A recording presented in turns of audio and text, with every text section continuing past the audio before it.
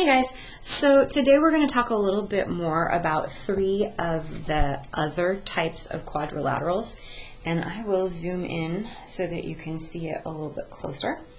You're going to hear some background noise. I have a load of laundry going. My dog is probably going to start snoring because she's taking her fifth nap of the day, and I think my husband is on a conference call in his work-at-home office. It's a busy place here today in the Bishop household, but we're going to focus on the rectangle, the rhombus, and the square.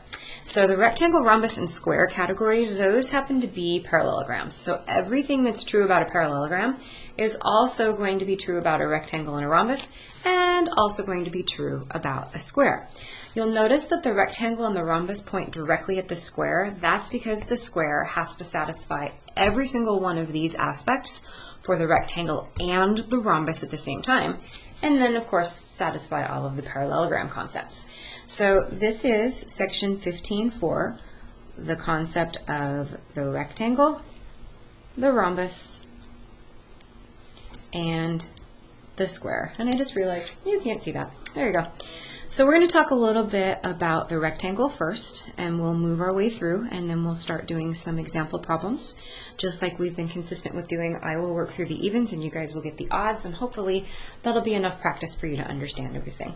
And I hope everybody's doing okay. I miss you guys. So when we talk about a rectangle, it has 4 right angles. So remember that any quadrilateral is going to have a total of 360 degrees. Well, one of the things about the rectangle having 4 right angles, well, if we divide that by 4, thus the 90 degrees, the right angles, all of the angles are congruent in a rectangle. Just like any other parallelogram, it's going to have opposite sides parallel and opposite sides congruent. It's also going to have congruent diagonals. So these two diagonals that go from corner to corner, they're going to be the same size. Talk a little bit about a rhombus. So a rhombus, every time I draw a rhombus, it just ends up being a slanty square. So what's special about the rhombus, it's going to have everything that a parallelogram does, but all 4 of the sides are required to be the same. We can obviously see here, even though I can't draw that well, that we do not have to guarantee that it's going to have 4 right angles. We're just going to have 4 angles. With respect to the diagonals, so as I connect corner to corner, what's special about these guys is that the diagonals are perpendicular, and so that's what this statement is right here. Diagonals are perpendicular, and so you'll notice that I'll have that right angle showing up there in the center. Let's scoot over to the concept of the square. Now the square is going to maintain all of the characteristics of a parallelogram and a rectangle and a rhombus. So it's kind of like the most specific. It has to satisfy everything. So it's going to have all 4 congruent sides, just like the rhombus. It's going to have all 4 right angles, just like the rectangle. Its 2 diagonals are going to be congruent to each other, just like the rectangle, and they have to intersect at 90 degrees, just like the rhombus. And everything else that we've talked about with respect to parallelograms is also true. So what I'm going to do at this point is I'm going to transition to our assignment, and you guys will see this in Google Classroom. Remember that when you are done, to take a nice picture so I can see it, upload it into your Google Classroom assignment, and please make sure you click turn it in or turned in. That way I know that I can grade it. So we're going to walk our way through all of the evens. I know it looks overwhelming, but I'm going to do 10 with you, and then you guys are going to be assigned 10. And put my notepad underneath that. So in the first set of 9 problems, our task is to determine for each property given if it's a rectangle, rhombus, or square. And there's potentially going to be more than one answer. So the first question that we're going to do is number 2. All sides are congruent.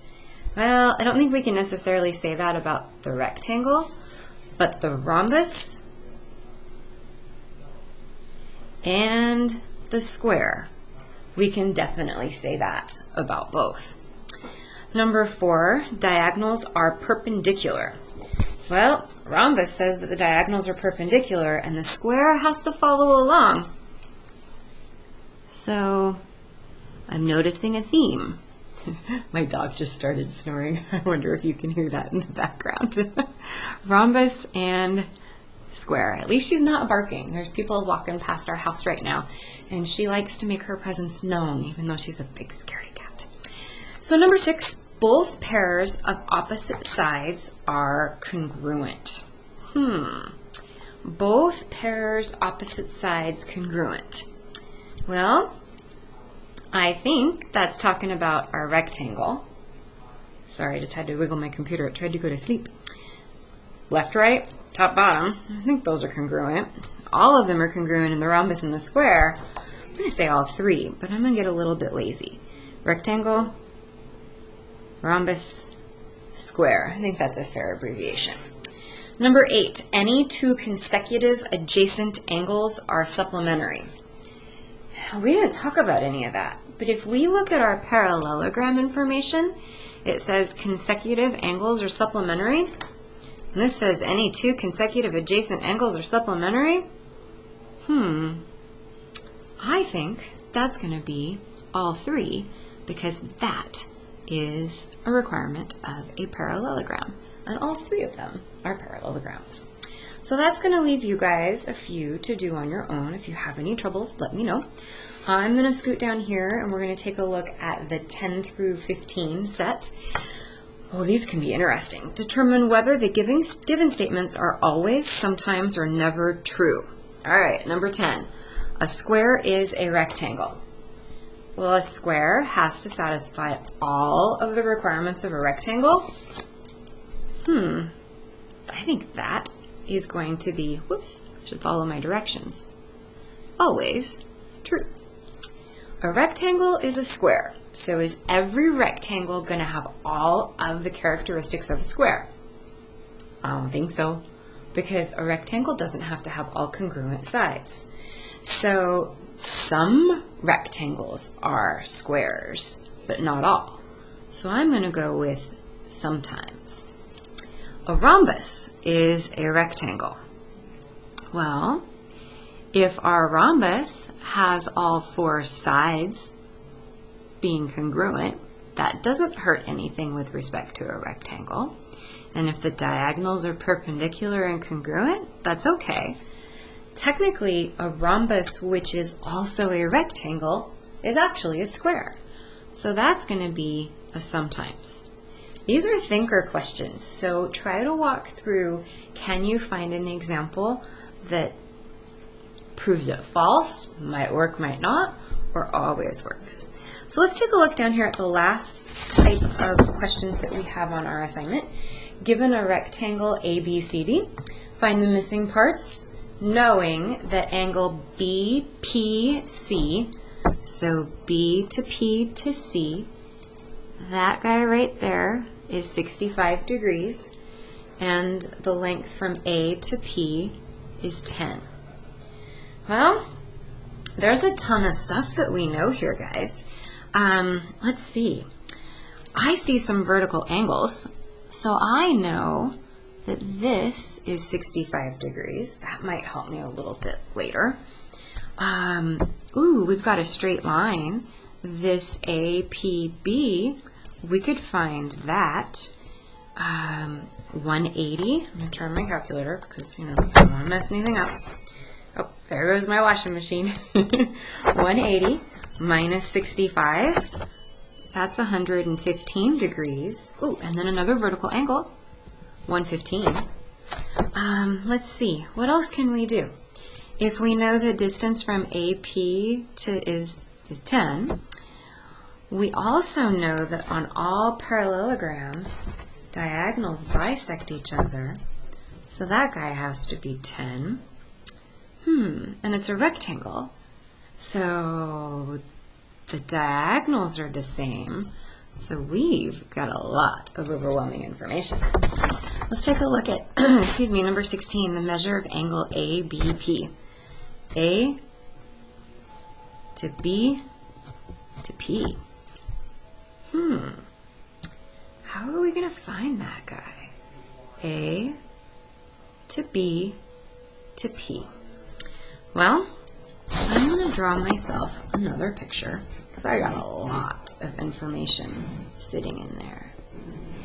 It's not drawn to scale. So we figured out this guy was 115 because we knew that was 65 and they have to make 180 degrees for a straight line. Hey, this is a rectangle sitting here, so that's 90 degrees between these two little angles. And this is going to be something similar over here. Do you guys think that maybe, just maybe, that we can actually figure out that these two have to be the same? Because in a rectangle, the diagonals are congruent. So that whole distance and that whole distance, they're both the same. And in a parallelogram, they bisect each other. These two distances are the same, so these two angles are going to be congruent. There's a lot of black going on there. Well, the triangle has 180 degrees. If I do 180 minus 115, and I divide that baby by 2, I think we just figured out the measure of those two angles. The measure of angle ABP in this corner right here is going to be 32.5 degrees. Now let's take a look at the distance from P to C. So remember that we know that AP, that guy, is 10. Well, diagonals bisect each other, so it's cutting it in half. From P to C, that's also going to have to be 10. And I should make my mark correctly, 10 centimeters. From D to B, well, I think these diagonals are going to be congruent. They're also 10s. 10 plus 10, that's a total of 20. So I'm just a little bit over my 10-minute goal here. I am now at 12 minutes exactly. Hopefully that is a good start to help you guys out on this assignment. As always, please let me know if I can help you, if you need anything from me, or just make a connection, because I miss you guys. I hope you're taking care. I will talk to you soon in another video. Bye!